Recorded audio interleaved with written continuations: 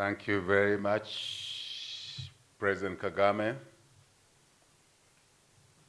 your cabinet colleagues that are here, cabinet colleagues from Zambia that are present here, senior government officials from the host country here, Rwanda and Zambia. President reminded me in my usual inquisitiveness that there is a diversity of our colleagues here, diplomats, business people, colleagues, ladies and gentlemen. Let me start by just thanking President Kagame and his team, your team, for inviting us here to this beautiful Kigali, Rwanda. We are truly delighted to be here. Yes, you visited us in Livingstone and you encountered friendly God's creatures.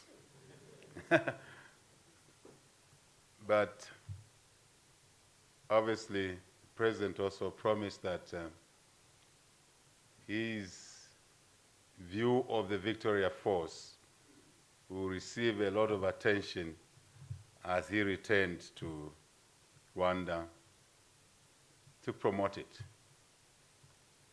And I want to confirm, President Kagame, since your visit to Livingstone, the occupancies in the lodges, in the hotels around there have gone up.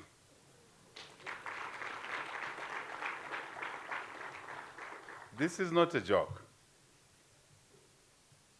because I have knowledge of what was obtaining there and what's obtaining now. So thank you very much for marketing that destination. We covered a number of things, number of areas in our conversations with the President and his team. One of those was to collaborate in areas such as revenue collection,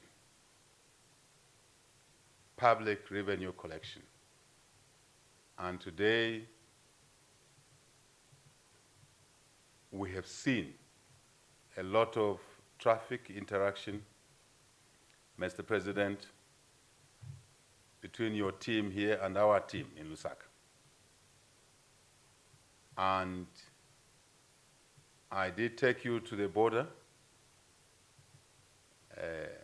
with Zambia, Zimbabwe, Botswana, and Namibia.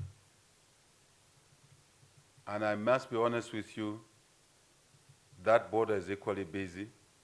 But in this case, it's not the traffic that I want to send a message around. It is the revenue collection that has gone up because of quick lessons and interchange of views. As we discussed, no need to reinvent the wheel. And I'm happy to say my Commissioner General of the Zambia Revenue Authority is present in this room today. You may just wave at people. That's young man there. So the collaboration, Mr. President, which was a conversation between the two of us, is leading to greater things. Once more, thank you for that. Thank you for that. We also discussed the issues around how we can get public sector service delivery to be improved. And along those lines, we discussed the issue of how we can, in the process of improving service delivery, licensing issues, different types of licensings, access to facilities by citizens, and how to ensure that those who have appetite to double-cross systems would find it difficult to do so through a digital ID. And in this hall today, I have a team working with yours on the project of digitizing our IDs. We have a system, Mr. President, people like cheating sometimes. We give farming support, we call it fertilizer farming support. Let me just call it that in short. So people get some farming inputs from one corner of the country and go to another corner and draw some more inputs, more than what they are required or they are supposed to. And certainly this is possible because people alter their identities, human nature. But with a digital ID, it's not possible to cheat in that manner. So we're working on that project as well, Mr. President. We talked about working together on the agriculture side. I have my Minister of Agriculture coming in. He had some work to do. In fact, I left him behind to do some work to catch up with his colleague here to advance our initial MOU on how we can support the food requirements for Rwanda, given that we have a much larger country in size, geography.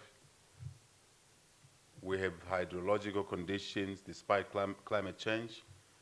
We have agronomic conditions. And literally, we are misusing, abusing land in Zambia. And would like to increase production, obviously processing, and trade within our country, but also with friends, with family, such as the people of Rwanda. And we'll be progressing that into an implementation plan. And over the dinner there, we were chatting, and I told the President how embarrassed I was that a lot of citizens in my country who sit on 20 acres of land as a residential place. Simple as a residence. I think this is abusing God's gift. So we would like to make what God availed to us through Rwanda, through Zambia, and indeed through other countries, by working together, pooling these resource endowments and working them properly, effectively, efficiently, applying the technology where it's necessary, applying, of course, labor and other capital components to just produce more and look at producing beyond our domestic consumption requirements. There's no reason why, given the war in Ukraine, Russia, that we on this continent must have people going to bed without food when we are so endowed with resources put together. Hear me correctly. Technology, capital, land, water, we pull these together, we should produce enough for everybody. And process, value add, create jobs for our youthful population. And truly trade in country, between ourselves, amongst ourselves, inter-region, and elsewhere. We chatted with the President earlier, the difficulties that instability brings amongst all of us, including far away from us, like Ukraine, Russia. Very clear. So we want to thank you, Mr. President, for your clear intent to support security, peace, stability in our individual countries, in our regions. It's a prerequisite It's the flip side of the developmental agenda, trade investment for jobs, value chains. I can go on. I think today's presence here, President's presence then, back home, we meet, I was here for the Commonwealth Heads of State meeting, really is only a tidbit of what we should be doing together.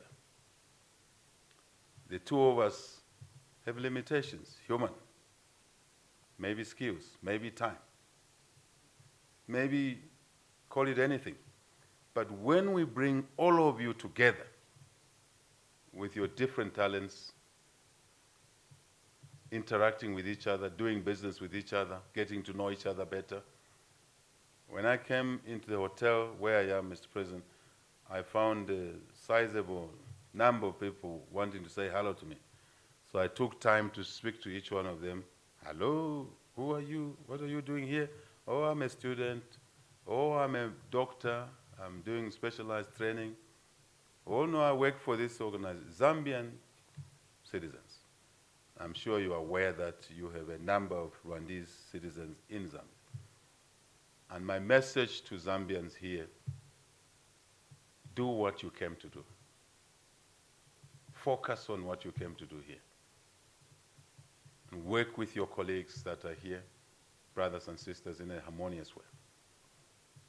And it's our duty to encourage the Rwandese in Zambia to do the same. Keep our peace, stability, harmony, and focus on the developmental ticket agenda. Then we'll be okay. We'll achieve our collective, if you like, desires. Mr. President, I want to close by thanking you once more for this opportunity. And the two of us have encouraged our ministers, yes, to do more work, but more importantly, to actually implement the various things we've signed off. So we don't become tick-tock, tick-tock, tick-tock, just talk time. We tend to do that as Africans quite a lot.